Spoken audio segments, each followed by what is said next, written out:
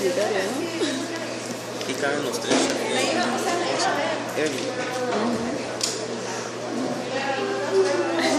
¿No le querés poner un borrador o algo así? ¿Aquí ve? Ponerle un borrador. ¿Sí? ¿Pero lo dejaste completo, sí?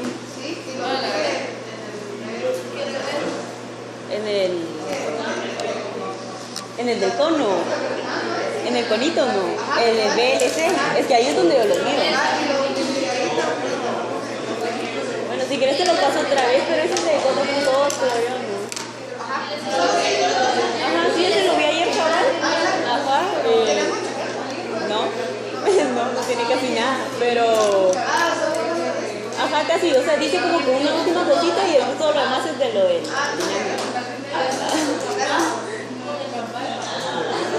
Sí, no se apaga. ¿Ah? Que mi celular sí se apaga. Se separaba. Ajá, se apaga. Es que después de los 40 minutos. No, sí, mi cámara también después de los 40 minutos como que empieza otro video. A ver, En cambio esta sí aguanta hasta que termine.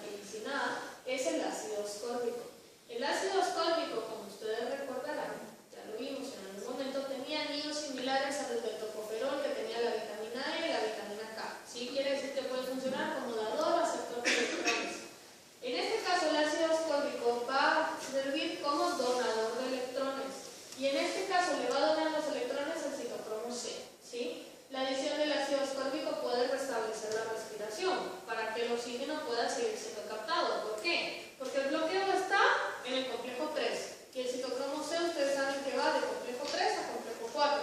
Pero si el citocromo C está después del bloqueo, ¿está oxidado o reducido? Oxidado. Si el ácido ascórbico lo está reduciendo, le está dando electrón para que el citocromo C vaya al complejo 4. Si va al complejo 4, el complejo 4 puede aceptar el electrón, por lo tanto puede bombear, aunque sean los 2 protones por par de electrones. 2 protones, ¿cuántas moléculas de ATP van a generar? 0.5, ¿sí? 0.5 ATP, una neta. Podría generar 0.5 ATP. En este caso, lo que quiero que vean es que si tenemos citocromo C que esté llevando electrones, podemos seguir formando oxígeno reducido, ¿sí? Entonces el oxígeno va a seguir siendo captado, ¿sí? Las células entonces en este caso no morirían de hipoxia. Bueno. Una pregunta. ¿El ácido ascórbico entonces también es un transportador de electrones? Es transportador de lo que tiene electrones, ¿sí? Por eso les decía, el anillo que tenía el ácido ascórbico, que era similar a la vitamina E y la vitamina K, también eran transportadores de electrones, ¿sí? Porque tenían ese anillo que permitía esa transferencia. En este caso, el ácido ascórbico funciona como donador de electrones, ¿sí? La diferencia que tenía la vitamina C con las otras es que esta era hidrosoluble, por lo tanto podría ser descartada. A pesar de que donen el electrón, después se puede desechar, ¿sí? Si ya no tiene ninguna otra función.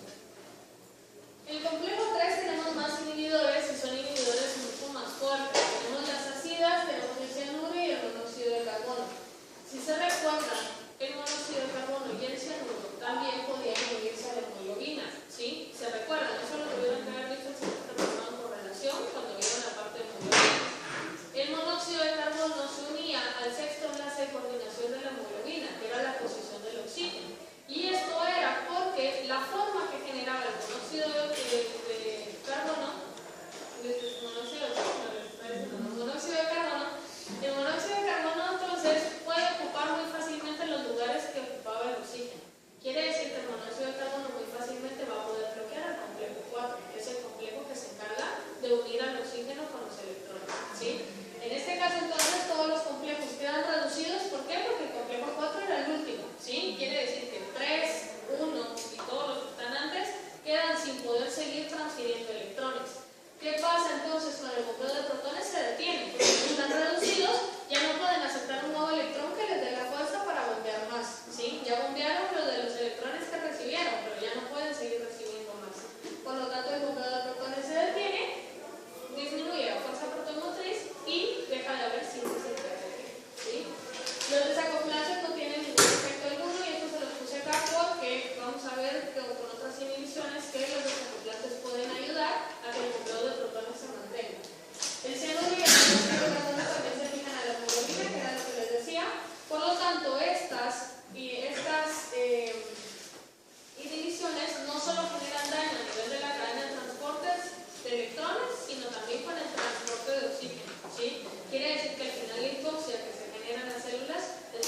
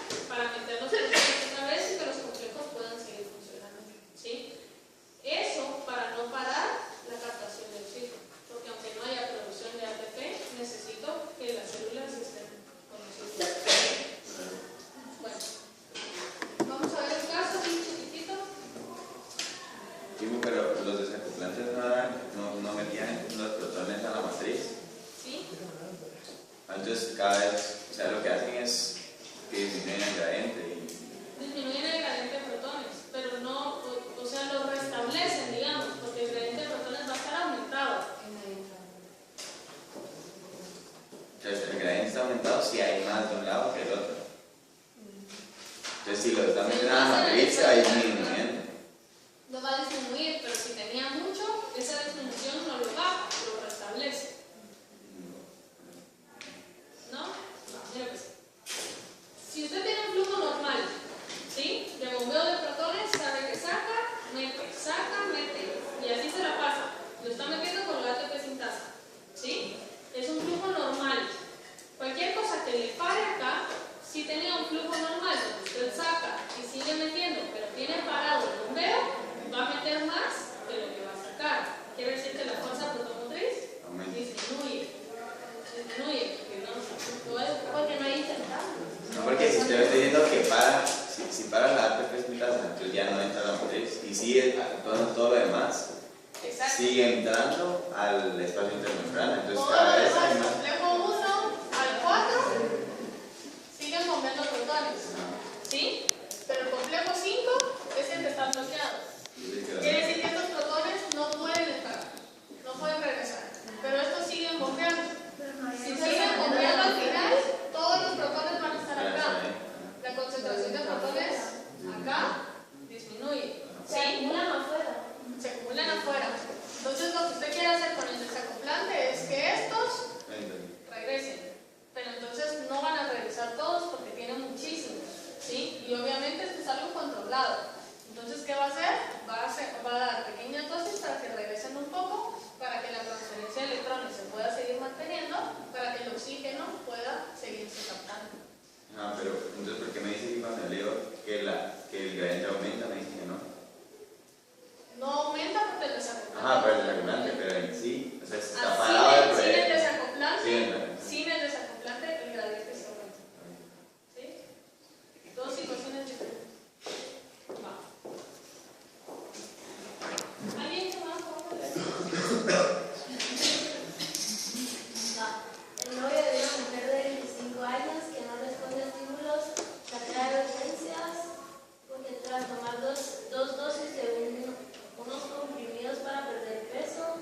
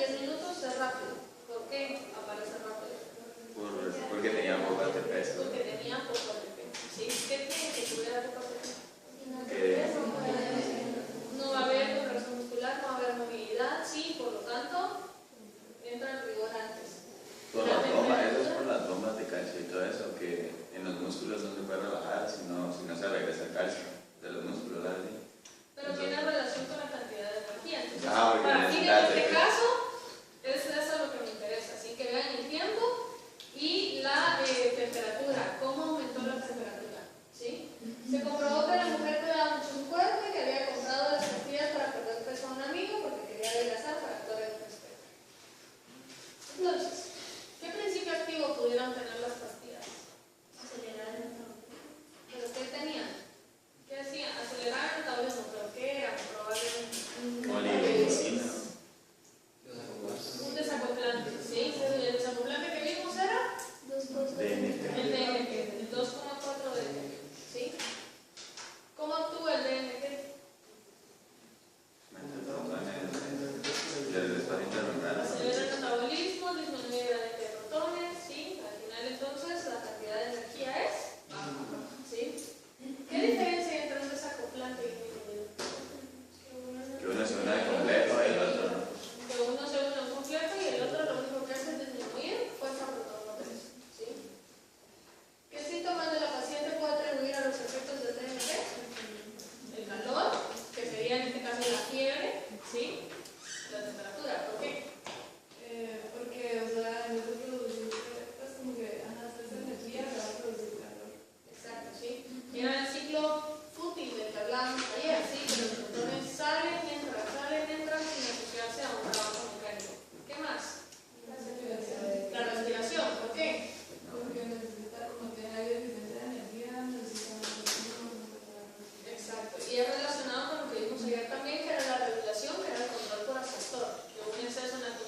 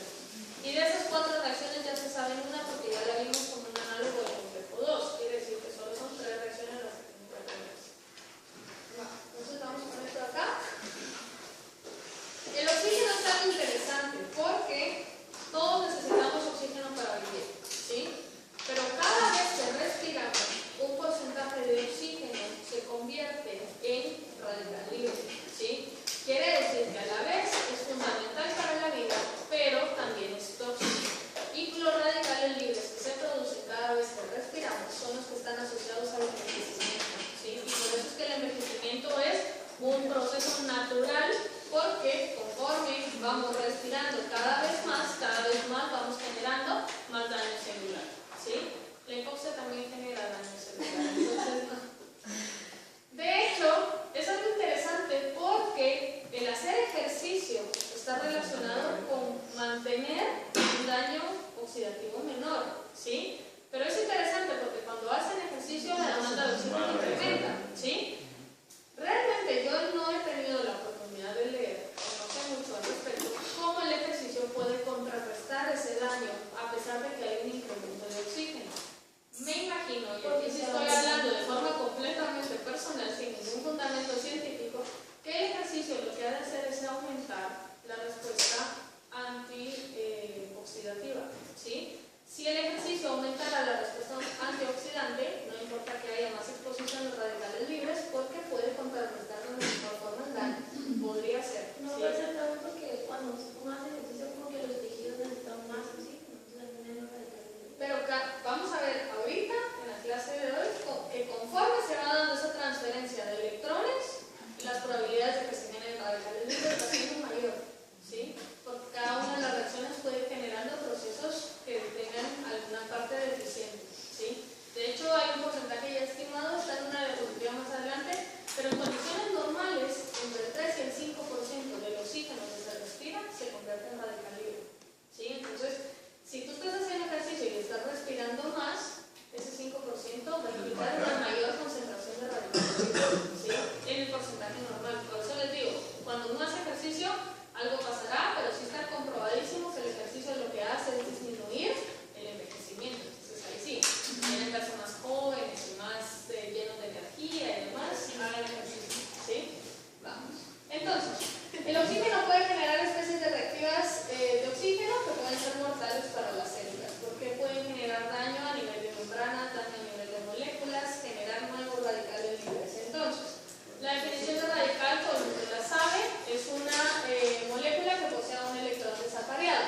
Y el radical libre no solo es la molécula que tenga el radical desapareado, sino que tiene existencia independiente. Entonces, básicamente, la diferencia es: yo soy un líquido de membrana, voy a ser un radical. No voy a ser un radical libre porque yo no puedo ir por ahí generando daño, ¿sí? Si no, yo estoy generando daño aquí. El radical libre es independiente. Puede ir a la mitocondria, puede ir al núcleo, puede ir a donde quiera, ¿sí? Al liposoma a generar daño. Son especies muy reactivas que inician reacciones en cadena extrayendo electrones de moléculas vecinas. Entonces, eso es lo importante, la reacción en cadena. Yo te quito a ti para estabilizarme, te desestabilicé. Ahora, esta otra molécula va a buscar con quién estabilizarse y así sucesivamente, y por eso esas reacciones en cadena son las que van generando daño. Las especies reactivas pueden ser reactivas de oxígeno, que son los ROS. Esos ROS tienen un conjunto de radicales libres que son los que vamos a ver. Luego tenemos otras que están asociadas con nitrógeno, principalmente con óxido nítrico, otras con halógenos, principalmente cloro, y esto lo vemos en el estallido respiratorio, y otras que son los RNOS, que son radicales de oxígeno con nitrógeno, ¿sí? Y finalmente tenemos los radicales orgánicos, que por lo general estos no son libres, sino son los orgánicos que ya están presentes, por ejemplo, en una membrana, o alguna proteína, o algún nucleótido, por ejemplo, a nivel de ADN. Los radicales libres se pueden generar de forma enzimática y de forma no enzimática. Las reacciones más frecuentes son las no enzimáticas, que son las reacciones que se dan espontáneas por transferencia de electrones, por algunos de hierro, o de cobre, o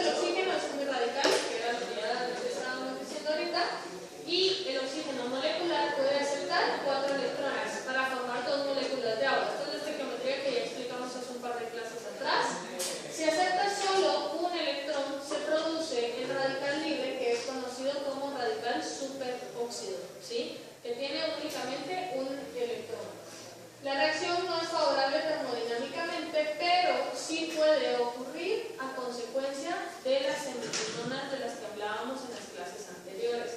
Si se fijan en este esquema, lo que tenemos es la cadena de transporte de electrones normal, ¿sí? Hasta terminar en la producción de agua, complejo 4, empezando con complejo 1 y terminando con complejo 4.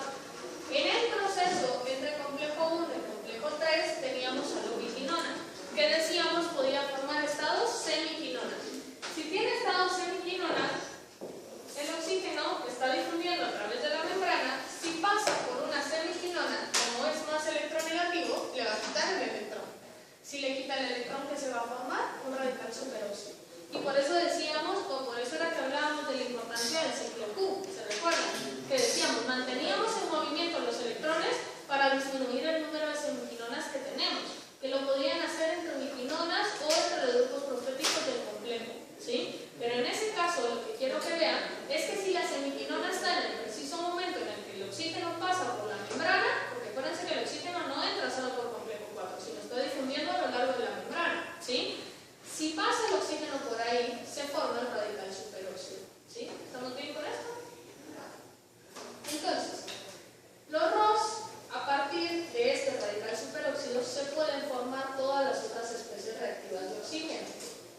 El superóxido como tal es poco soluble, quiere decir que puede generar un daño menor, porque si es poco soluble no puede difundir a lo largo de toda la membrana, sino se va a quedar en un área muy cercana donde se formó, ¿sí? Sin embargo, si acepta el radical superóxido un segundo electrón, se convierte en peróxido de hidrógeno. Pregunto, ¿peróxido de hidrógeno es o no un radical libre? ¿Por qué no? Porque tiene dos electrones, no tiene ninguno desapareado. Por definición, el peróxido de hidrógeno no es un radical libre. Sin embargo, el peróxido de hidrógeno sí es considerado un ROS, que era una especie reactiva de oxígeno. Porque el peróxido de hidrógeno, a pesar de que no es un radical, puede darle origen muy fácilmente a otros radicales libres, ¿sí? Entonces, aquí está, cuando acepta un segundo electrón, genera peróxido, y un último electrón puede liberar agua y el radical hidroxilo que se puede reducir a agua más adelante. Entonces acá está. Se formó el peróxido y el peróxido viene y pasa, por ejemplo, por alguna otra semiquinona o por algún otro radical libre que esté cerca. ¿Y qué va a pasar? Se produce agua que no genera ningún daño, pero se produce el radical hidroxilo. Este radical hidroxilo, en el mejor de los casos, podría aceptar otro electrón para producir otra molécula de agua. Pero si este electrón no llega, este es casi que una bomba dentro de la célula, porque es un radical que puede difundir muy fácilmente y va a generar un daño oxidativo mucho más fuerte que el superóxido. Entonces, si se fijan, formamos el superóxido y esta es la reacción en cadena de la que estamos hablando.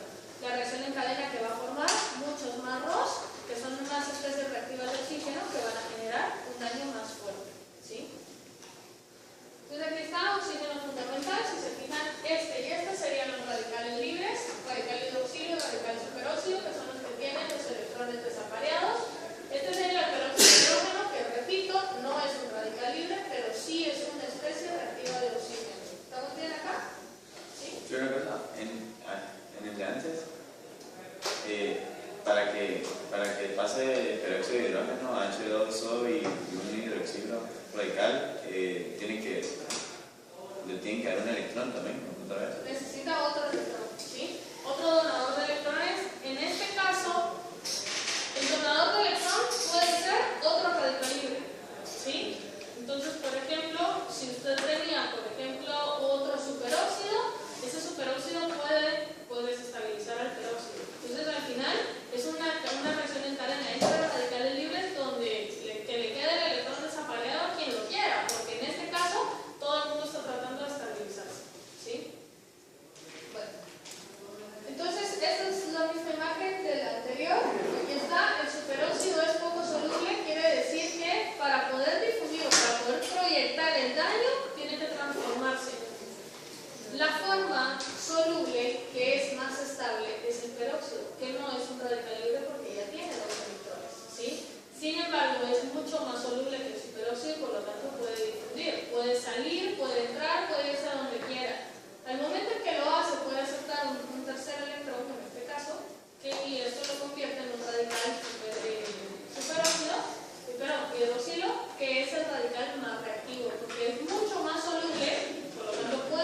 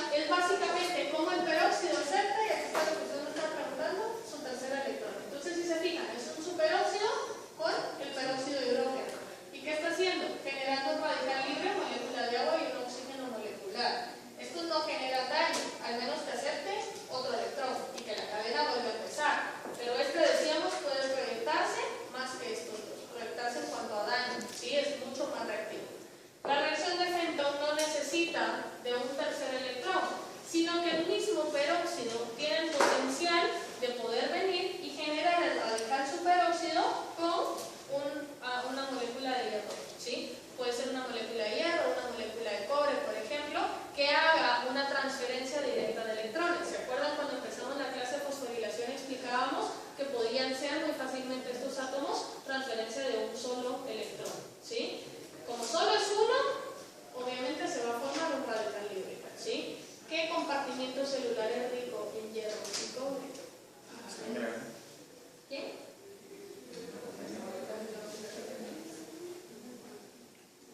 ¿Qué compartimiento celular? ¿Hierro qué es? Hierro y cobre. Lisosoma, ribosoma, ¿quién? Aparato de Golgi,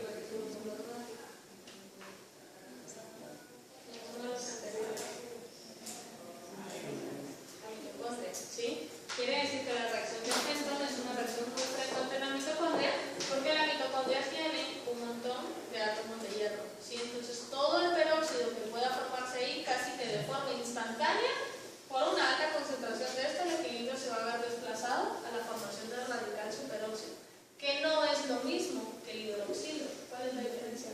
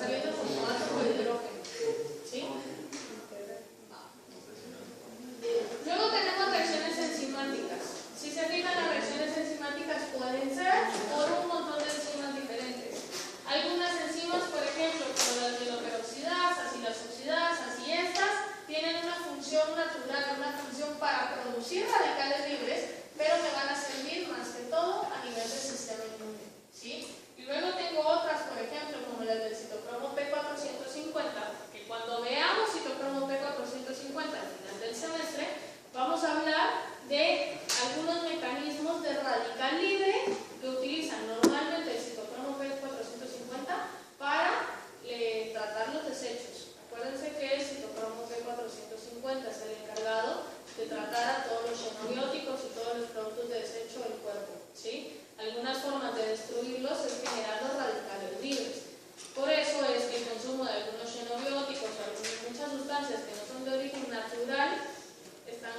asociadas también a la producción de radicales libres, que al final pueden generar mutaciones que al final terminan produciendo cáncer, ¿sí? Entonces, vamos a hablar de estas en algún momento, algunas, no de todas, y luego tenemos la parte de la ubiquinona, que es una transferencia por mecanismos enzimáticos, por mecanismos proteicos, que es lo mismo que ya hemos tratado, ¿sí? Pero entonces que sepan que está contemplada en esta parte de acá.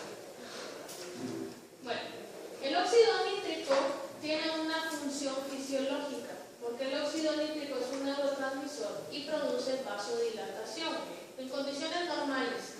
Quiere decir que al igual que el oxígeno, nosotros necesitamos óxido nítrico para vivir. El problema es que cuando el óxido nítrico empieza a producirse en cantidades muy altas, o sea, cuando aumentan las concentraciones, existen formas en que este óxido nítrico puede asociarse con algún ROS. Si se asocia con algún ROS, genera una especie reactiva de oxígeno con nitrógeno. Y ese RNOS lo que va a hacer es causar un daño oxidativo mucho más fuerte, ¿sí? Entonces tienen dos tipos de toxicidades, una directa y una indirecta. La directa es cuando se asocia, por ejemplo, con centros de hierro o de azufre, de todas las moléculas de la cadena de transporte de electrones. Acuérdense que tenemos proteínas ferrosulfuradas, por ejemplo, y hierrosémicos que están presentes en todos los citocromos, que decíamos todos tienen un grupo hemo, y este daño es menor, ¿sí? Es un daño más pequeño porque es un daño que no tiene la capacidad de proyectarse y generar una reacción en cadena tan grande. El daño indirecto es cuando se une con una especie reactiva de oxígeno, porque cuando se une con una especie reactiva de oxígeno se convierte en un radical más independiente, ¿sí? Que va a generar un daño más fuerte. Esto es más o menos acá la óxido nítrico sintasa, entonces es la enzima encargada de producir el óxido nítrico, que decíamos en condiciones bajas tiene una función que es una función de neurotransmisor, una función vasodilatadora, ¿sí? Pero el problema es que cuando aumenta puede combinarse con especies reactivas de oxígeno que al final terminen generando diferentes radicales libres, ¿sí? Si se fijan, todo lo que está en este caso aquí encerrado es lo que va a funcionar como el radical libre. ¿Qué quiero que vean? Que algunos compuestos de la dieta que son nitrogenados pueden favorecer la producción de radicales RNOS, ¿sí? Y, por ejemplo, el smog, el humo de cigarros, también está asociado o es muy rico en RNOS. Y por eso es que en algún momento se hablaba de que ser fumador pasivo generaba un daño más inmediato que ser fumador activo, ¿sí? Se lo digo inmediato porque muchas veces creen que es mejor fumar a ser fumador pasivo, ¿sí? Y está mal, ¿sí? Ser fumador pasivo solo genera un daño inmediato porque están directamente metiendo el radical libre. Un fumador activo, aunque no lo quiera, sigue respirando los mismos radicales libres, quiere decir que un fumador activo es tanto activo como pasivo, ¿sí? Bueno. Esto que está acá es realmente la causa del daño. El radical libre cobre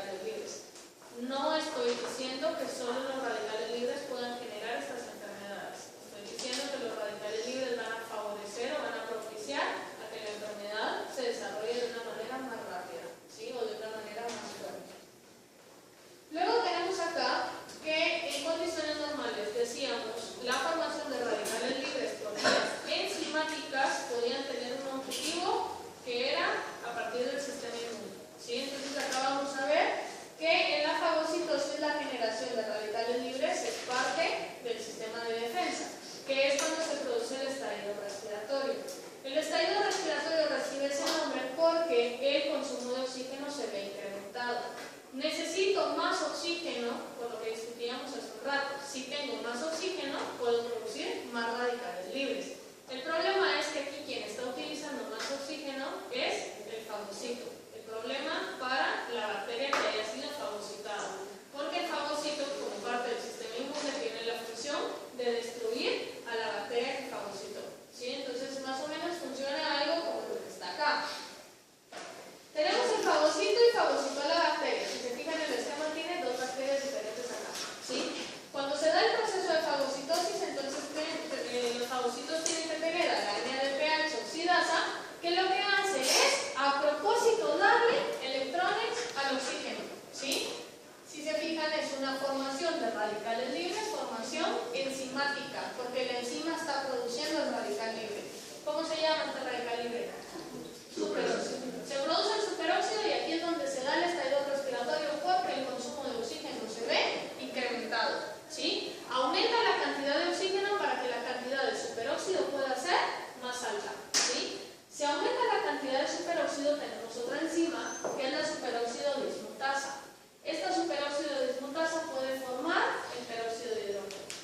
El peróxido de hidrógeno, decíamos, no es un radical libre, pero es un arroz que este arroz lo que va a hacer es propiciar la formación de otros radicales libres que puedan generar un daño más fuerte. ¿Sí? Entonces, si se fijan en este ejemplo, los fagocitos pueden liberar algunos gránulos de mieloperoxidasa.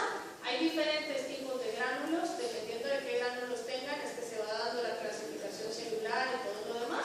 Pero al final, lo que hacen los gránulos es venir y liberar. Entonces, mieloperoxidasa, que lo que hace es favorecer la reacción de los radicales con halógenos. ¿Sí? Entonces, si se dan cuenta, se forma el radical con halógeno, en este caso es el ácido hipocloroso, que lo que va a hacer es generar daño a nivel de bacteria, a la bacteria, perdón, y causar el daño de la bacteria y la bacteria se muere.